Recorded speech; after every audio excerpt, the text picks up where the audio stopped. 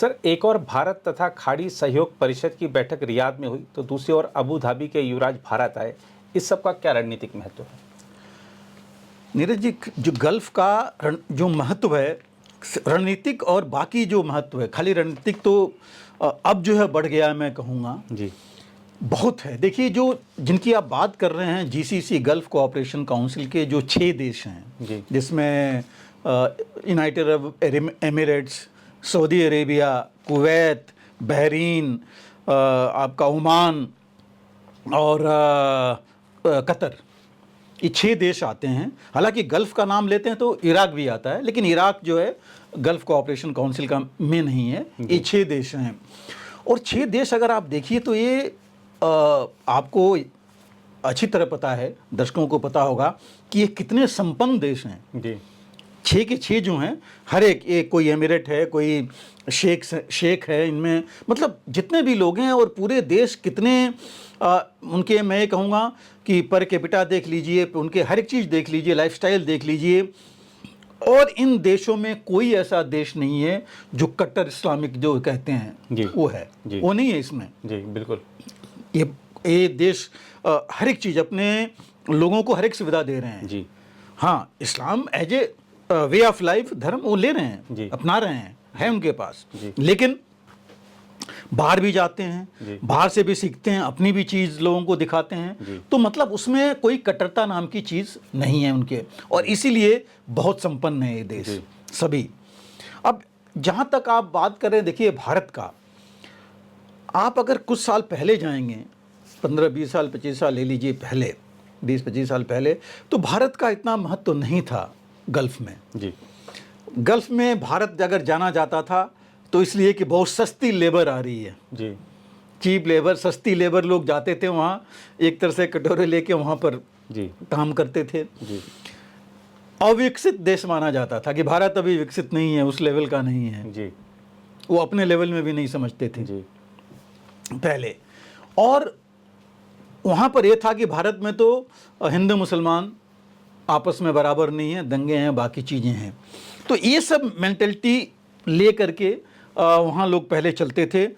ये भी था कि हम उनके सामने खड़े रहते थे एनर्जी के लिए, कि उन्हीं के ऊपर डिपेंडेंट हैं हम, ऑयल के लिए, कब बढ़ा दें, कब कम कर दें, कब नहीं दें। जी तो ये सब चीज़ें थी जिससे इमेज हमारी, या भारत की मैं कहूँगा आज से 20-25 साल पहले इतनी नहीं थी। जी अब आप आज अगर बात कीजिए, और ये नहीं था, वो देश एक तरह से जो भारत विरोधी लोग थे, दाऊद इब्राहिम जैसे, उनके आरामगाह बन गए थे। जी कि वो लोग यहाँ से जाके वहाँ रहते थे, वहाँ पैसे अपने ले जाते थे, तो इस वजह से बहुत ज़्यादा नहीं थी। लेकिन धीरे धीरे जैसे तस्वीर बदली, पिछले आप 10-12 सालों को ले लीजिए, 15 सालों को, 10-12 साल में तो बहुत ज़्यादा ही फ़र्क पड़ गया है। अब आप 3-4 चीज़ों को जो मैं इसमें हम बात करेंगे, देखिए, एक तो रिलीजन, धर्म और आइडियोलॉजी की बात कीजिए, ट्रेड और आप इन्वेस्टमेंट की बात कीजिए, इकोनॉमी की बात कीजिए, आप सिक्योरिटी रिलेटेड कीजिए, डिफेंस, मिलिट्री जी, और इसके साथ साथ आप जो है एक चीज़ है, देखिए, किसी भी रीजन में, किसी भी देश में आप कितने भी बड़े लीडर हो जाएं, अगर पर्सनल इक्वेशन आपकी नहीं बनती है उन लीडर्स से, जी तो आप उतना हासिल नहीं कर सकते, न अपने लिए न उनके लिए। तो एक पर्सनल इक्वेशन अभी बनी है मोदी जी के साथ ही, जो इन देशों के साथ बनी है, जो पहले ऐसा नहीं था। आप देखिए, अगर आप धर्म के में, रिलीजन के बारे में, अगर एन आइडियोलॉजी के बारे में जाएंगे, तो दोनों इस्लामिक कंट्री, सारे इस्लामिक देश हैं, लेकिन ये इस्लामिक कट्टरपंथ के विरुद्ध हैं। ये चाहते नहीं हैं कि इस्लामिक टेररिज्म, इस्लामिक फंडामेंटलिज्म, ये सब चीज़ें आए। और भारत में ये हो चुका है, भारत ये सह चुका है। तो भारत के भी जो भारत में हुआ, भारत ने जब उनको बताया, समझाया, तो वो लोग समझ गए भारत का आउटलुक, कि भारत इस्लाम के विरुद्ध नहीं है जो पहले बताया जा रहा था, मुसलमानों के विरुद्ध में नहीं है, क्योंकि उनसे ज़्यादा मुसलमान तो यहाँ रह रहे हैं, उनको सबको मिलाने के बावजूद भी। तो उन्होंने देखा कि भारत जो है एक कट्टरवाद के विरुद्ध है, टेररिज्म के विरुद्ध है, धर्म के विरुद्ध नहीं है। तो ये जो चीज़ उन्होंने भी समझ ली। और एक चीज़ आपको देखिए और देखना पड़ेगा कि जैसे मैंने कहा ये इस्लामिक देश हैं जो कट्टरपंथी नहीं है, ब्रॉड आउटलुक वाले हैं, लेकिन इनके रूलर कौन हैं? शेख हैं जी कहीं कहीं, वही किंगडम चलती आ रही है, जी पीढ़ी दर पीढ़ी लोग आए जा रहे हैं। जी तो कई अमीर हैं, मतलब जी। नाम है प्रेसिडेंट का उनका अमीर कतर के, उसके देखिए। तो मतलब वहाँ न इलेक्शन है न बाकी चीज़ें हैं, जी ये लोग चले आ रहे हैं, एक डायनेस्टी एक पीढ़ी वहाँ पर आ रही है। जो ये कट्टरपंथी हैं वो कहते हैं कि कुरान या इस्लाम में कोई रूलर नहीं है, रूलर सिर्फ अल्लाह है।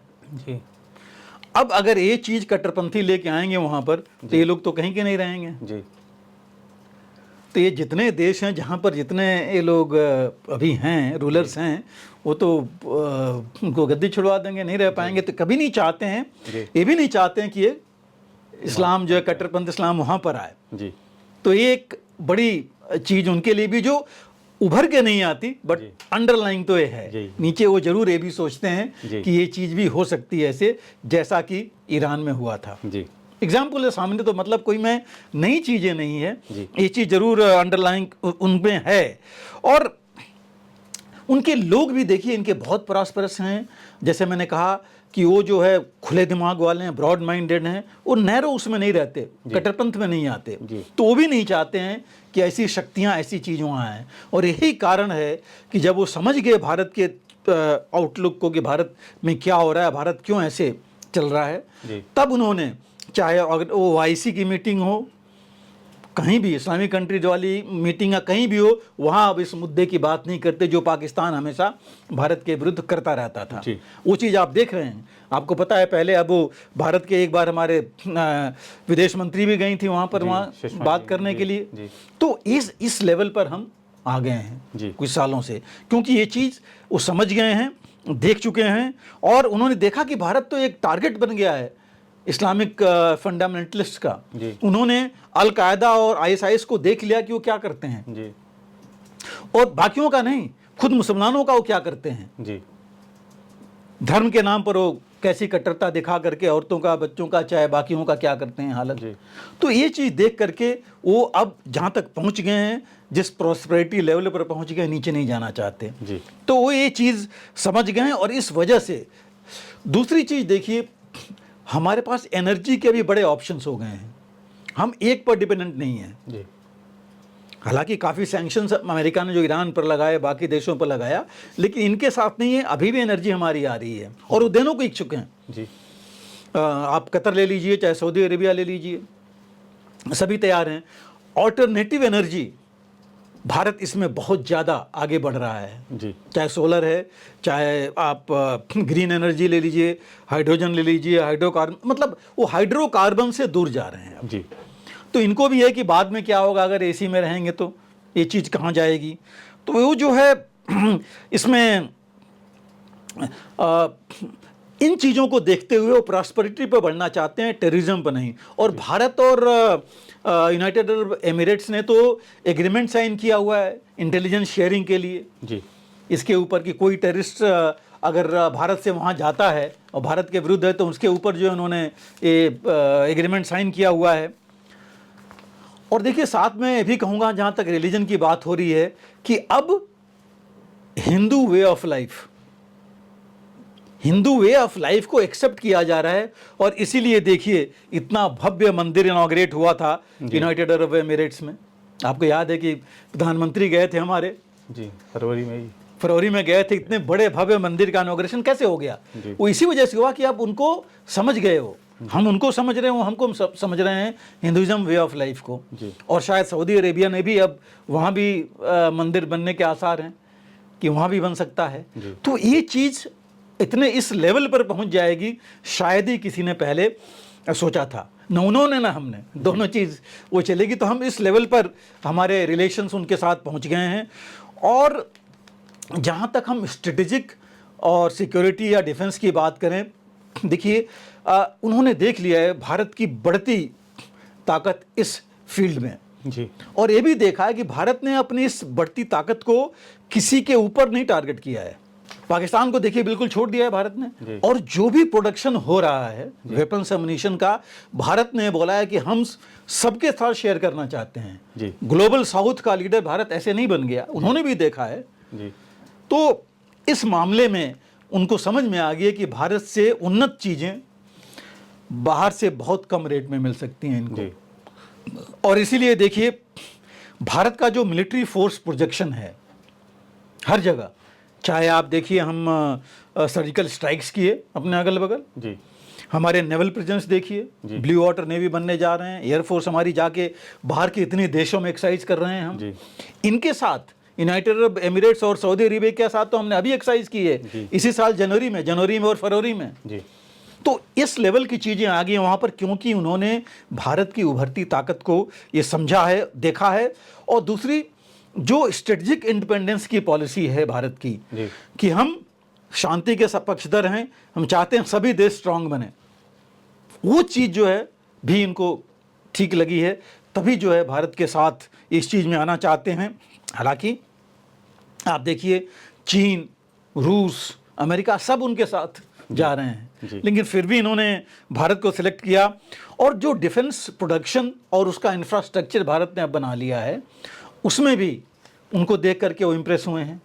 1.5 लाख करोड़ का तो हमारा प्रोडक्शन हुआ है, डिफेंस प्रोडक्शन पिछले साल में 25,000 करोड़ का एक्सपोर्ट। तो इस तरह से चीज़ें और आगे बढ़ने ही वाली हैं, कम नहीं होने वाली हैं। दूसरी देखिए हमारा नेवल प्रेजेंस गल्फ कंट्री में, मेडिटेरेनियन से लेके पूरे गल्फ में अगर आप लें, इवन नीचे तक मैं कहूँगा 12 अभी तक नेवल शिप्स हैं हमारी नेवी की शिप्स जो वहाँ पर हैं। और आपने देखा कि कितनी बार इंक्लूडिंग पाकिस्तान के कुछ शिप्स को जो है इन पायरेट्स के चंगलों से छुड़ाया है हमारे नेवी के कमांडोज ने। तो ये सब चीज़ें उन्होंने देखा है वहाँ पर, और इसीलिए इनके साथ एक्सरसाइजेज हुई हैं। इसी से ये हुआ, इसका रिजल्ट यही है कि उन्होंने खुद जो है देख करके हमारे साथ आगे आए हैं। और जो उन्होंने हमारे प्रिफर्ड सिक्योरिटी पार्टनर्स बन गए हैं, सिक्योरिटी हमसे कॉम्प्रिहेंसिव सिक्योरिटी और स्ट्रेटजिक एग्रीमेंट्स हो रहे हैं उनके साथ। सऊदी अरेबिया और यूनाइटेड अरब एमिरेट्स के साथ ऑलरेडी हुआ है, बाकी भी ज़रूर आगे आएंगे। और देखिए जहाँ तक हम वेपन्स एमुनिशन की बात कर रहे थे, 2019 में यूनाइटेड अरब एमिरेट्स ने 50,000 155 मिलीमीटर के शेल्स हमसे लिए थे। अगेन 2022 में सऊदी अरेबिया ने गन्स का ऑर्डर दिया है इनको। उन्होंने 155 millimetre 52 calibre guns Kalyani system से ले रहे हैं। कल्याणी सिस्टम्स बना रही है, एग्जैक्ट नंबर तो नहीं बताया गया, लेकिन करीब 30 से ज़्यादा ही है गन्स जो कि ले रहे हैं। उनकी भी कॉस्ट तकरीबन $155 मिलियन बताई जा रही है। तो ये काफ़ी कुछ अपने आप कहता है। और इसके साथ ही देखिए अभी फरवरी 2024 में सऊदी अरेबिया ने दोबारा $225 मिलियन का एमुनिशन का कॉन्ट्रैक्ट किया है, यही आर्टिलरी एमुनिशन। क्योंकि जो उनके यहाँ सिक्योरिटी माहौल बन रहा है उसके हिसाब से उन्होंने समझा है कि भारत उनको जब ज़रूरत पड़ेगी चीज़ें दे सकता है और वो स्टॉक करना चाहते हैं। तो ये चीज़ें काफ़ी कुछ बताती हैं कि हम किस लेवल पर हमारा उनके साथ रिलेशन पहुंच गया है अभी उसमें। और इसको देखते हुए मुझे लगता है कि देखिए आने वाले समय में ये ताज्जुब की बात नहीं होगी कि भारत का एक बेस वहाँ वो लोग कहें बनाने के लिए, मदद करने के लिए, क्योंकि उनके पास देखिए आर्मी तो है बट उस तरह की नहीं है जिस तरह भारत की है, और भारत तो मदद करने को तैयार है। तो ये अपने आप बहुत बड़ी चीज़ है वहाँ पर, जो जिस लेवल पर हम सिक्योरिटी रिलेटेड जियोपॉलिटिकल उसमें इम्पोर्टेंस देखते हुए हम पहुँच गए हैं और एग्रीमेंट्स कर रहे हैं।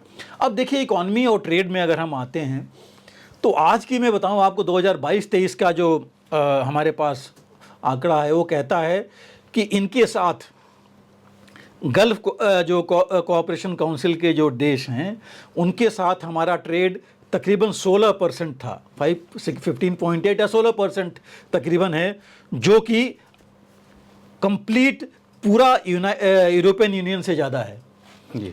यूरोप के देशों के साथ हमारा तकरीबन 11 पॉइंट समथिंग, आप 12 ले लीजिए, राउंड फिगर में 12% है और वो इनके साथ 16% है। तो आप देख लीजिए कि किस लेवल तक हम पहुंच गए हैं। जरूर अमेरिका और चाइना की बात अलग है, बट यूरोप से भी ज़्यादा होना इनके साथ एक बहुत बड़ी बात होती है।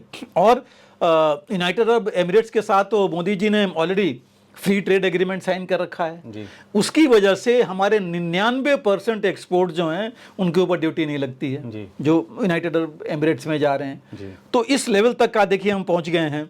और दोनों ने, सऊदी अरेबिया ने तो ऑलरेडी $100 बिलियन इन्वेस्ट करने के लिए एग्रीमेंट कर रखा है और तकरीबन $75 बिलियन करने के लिए यूनाइटेड अरब एमिरेट्स ने कर रखा है।